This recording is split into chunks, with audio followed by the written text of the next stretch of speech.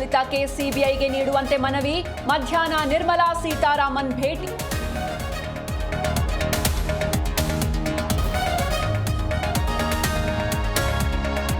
Asia cup ಸ್ವೀಕರಿಸದೆ ಪಾಕ್ಗೆ Bharat counter. ಪಂದ್ಯಾವಳಿ ಶುಲ್ಕವನ್ನ ಮಿಲಿಟರಿಗೆ ದೇಣಿಗೆ ನೀಡಿದ ಸೂರ್ಯ. ಇದು ಮೈದಾನದಲ್ಲಿ ಆಪರೇಷನ್ ಸಿಂಧೂರ ಎಂದು ನಮೋ ಪೋಸ್ಟ್.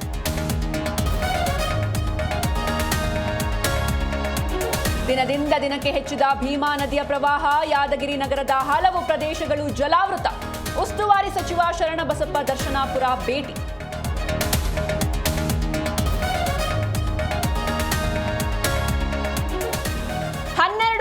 ದರ್ಶನ್ ಫ್ಯಾನ್ಸ್ ವಿರುದ್ಧ ಮತ್ತೆ ಕೇಸ್. ಅಶ್ಲೀಲ ಕಮೆಂಟ್, ಅತ್ಯಾಚಾರ, ಬೆದರಿಕೆ ಆರೋಪದಲ್ಲಿ ಎಫ್ಐಆರ್.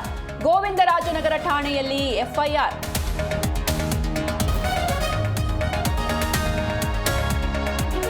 ಕಾರು ಟಂಟಂ ನಡುವೆ ಡಿಕ್ಕಿಯಾಗಿ ಇಬ್ಬರ ಸಾವು, ಮೂವರಿಗೆ ಗಂಭೀರ ಗಾಯ. ಸ್ಥಳೀಯ ಆಸ್ಪತ್ರೆಗೆ ದಾಖಲು. ಬಾಗಲಕೋಟೆಯ ಅನಗವಾಡಿ ಬ್ರಿಡ್ಜ್ ಬಳಿ ದುರಂತ.